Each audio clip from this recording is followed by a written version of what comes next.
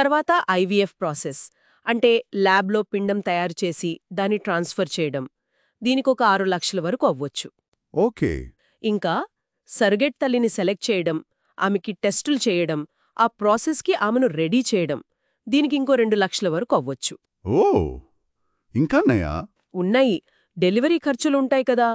Normal delivery అయితే ఒక 60,000 వరకు, అదే సి సెక్షన్ అయితే 3-4 లక్షల వరకు కూడా అవ్వొచ్చు. అవునా? ఆ ప్రెగ్నెన్సీ టైంలో సరుడేట్ తల్లికి ఉండటానికి తినడానికి అయ్యే ఖర్చు అదొక 3 లక్షల దాకా వేసుకోవచ్చు. లీగల్ ఖర్చులు అంటే లాయర్ ఫీజులు, అగ్రిమెంట్లు అవి, దానికో 50,000.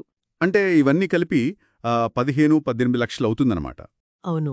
ఒకవేళ డోనర్ ఎగ్స్ గాని స్పర్మ్ గాని వాడితే, లేదా పిండాల్లో ఏమైనా జెనెటిక్ ప్రాబ్లమ్స్ ఉన్నాయేమో అని పీజీఎస్పీ, పీజీటీ టెస్టులు చేయిస్తే వాటికి మళ్ళీ ఎక్స్ట్రా ఖర్చవుతుంది.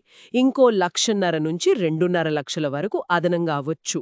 అమ్మో, అంటే చాలా విషయాలున్నాయి ఇందులో. సరే, మరి కర్నూలులో ఏ సెంటర్లు అందుబాటులో ఉన్నాయని చెప్తున్నారు? ఇక్కడ కొన్ని పేర్లు ఇచ్చారు: మాతృత్వ ఫర్టిలిటీ సెంటర్, కిమ్స్ హాస్పిటల్స్, అవును.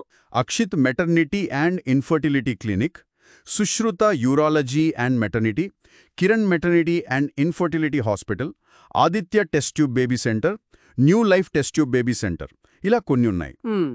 వీటిల్లో